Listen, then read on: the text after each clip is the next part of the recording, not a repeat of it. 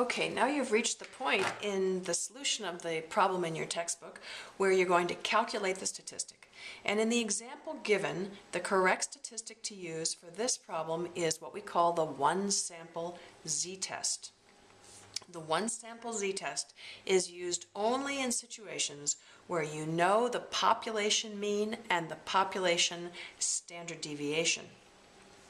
So you've first stated your hypotheses. The null hypothesis, of course, is that preparatory SAT classes have no effect on test performance.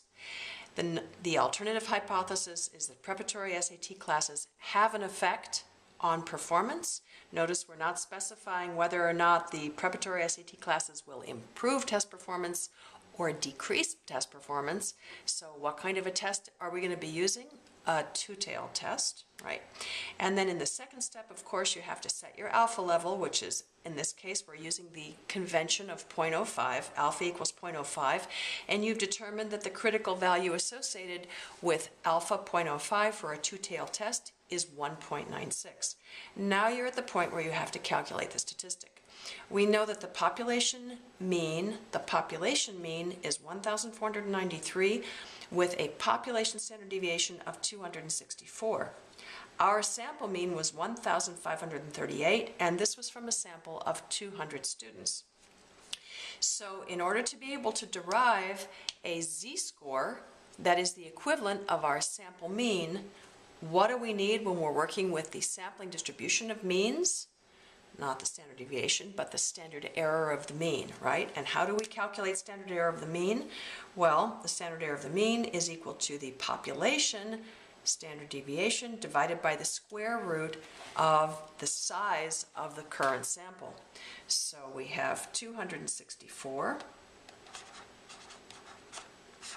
divided by the square root of 200, right? And if you calculate that through, you find that that's 264 divided by 14.14, and that equals 18.67. Be sure you're calculating this with me. That will build your confidence. All right, so standard error of the mean in this case is 18.67.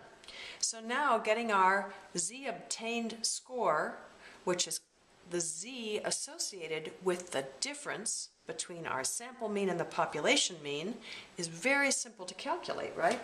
So our sample mean again was 1,538, and that's minus the population mean, which is 1,493, and we divide that by our standard error of the mean, which is 18.67. And here the calculation becomes very simple. Right, so this is going to give you 45, I believe. 45 divided by 18.67. And that gives you 2.41. So the z obtained, that is the z-score, associated with the difference between these means is 2.41.